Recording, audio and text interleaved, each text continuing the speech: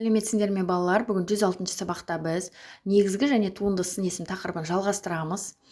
Балалар, каналға жазылуды ұмытпаймыз. 13-ші жаттығуда мәтінді оқы дейді. Судың да сұрауы бар. Қазіргі уақытта жер шарында жыл өткен сайын ауыз судың қадірі біліне түсуде.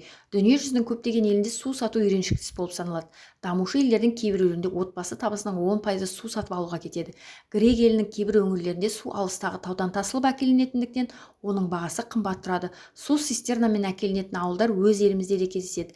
Жер шарында тұщы су қорының шектеулі екені анық байқалды. Сондықтан судың да сұрауы бар деген халық даналығының әр уақыт есте ұстаған абзал балдырған журналынан алынған екен. Енді мәтінде не туралы айтылған? Мәтінде судың сұрауы бар, судың адам өміріне қаншалықты керек екені туралы айтылған. Судың қадірі дегенді қалай түсінесің дейді. Тіршіліктің көзі су, сусыз адам да, жануар, тіпті табиғат та болмайды. Кейбір адамдар судың қадірін білмей дұрыс пайдаланбайды. Сол себепті адам баласы судың қадірін біліп, суды ластамай, суды орнымен жұмсау керек. Бізге айтатын мәтін неліктен судың да сұрау бар деп аталған. Өйткені қазіргі таңда тұщы суымыздың қоры азайып барады. Кейбір мемлекеттер суда қымбат бағаға сатады. Сондықтан адамдар суды үнемдеп пайдалану керек. Адам баласы сусыз өмір сүре алмайды, Сондықтан осылай аталған. Сен қалай ойлайсың? Өз ойыңды топта талқыла дейді. Әрине суды әр қашанда үнемдеп үйрену керек, Артық суды ағызбай. Өйткені су болмаса бізде тіршілікте болмайды. Енді балалар 14-ші тапсырмада тиым сөздерді қолданып суды дұрыс пайдалану нұсқаулығын толықтырып жаз. Суды бекер төкпе, суды түнде су алуға барма, судың бетін ашық қалдырма және лас су төккен жерді баспа деп жазамыз. Мына тиым сөздер бізде астында көрсетілген.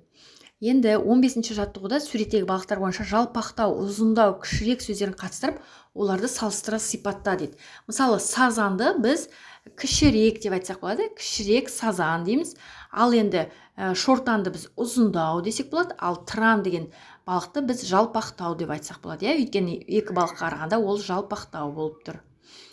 Енді қолданған сын есімдерді сөз құрамына талда дейді.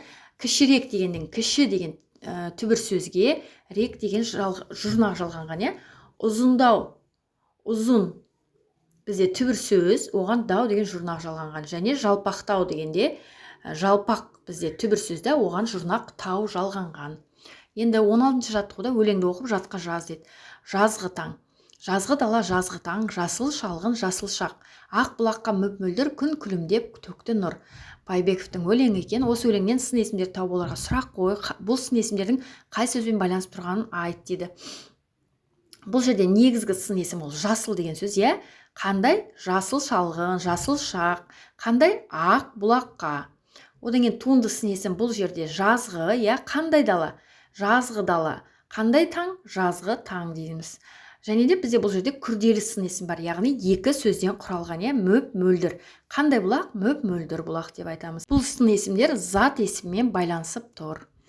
Енді негізгі сын есім қосу зат есім дейді, тіркесін туынды сын есім зат есім тіркесіне өзгертіп айт. Ақ бұлақ дегенде көңілді бұлақ, жасыл шалғын дегенде, мысалы, не деп айтсақ болады? Құрақты шалғын десек болады. Мөп-мөлдір су дегенде біз көрікті су деп айтсақ болады. Балалар, бүгінгі сабағымыз осымен аяқталды. Сабағына лайк қойды ұмытпаймыз. Келесі жаңа сабақтарда кездескенше сау болыңдар.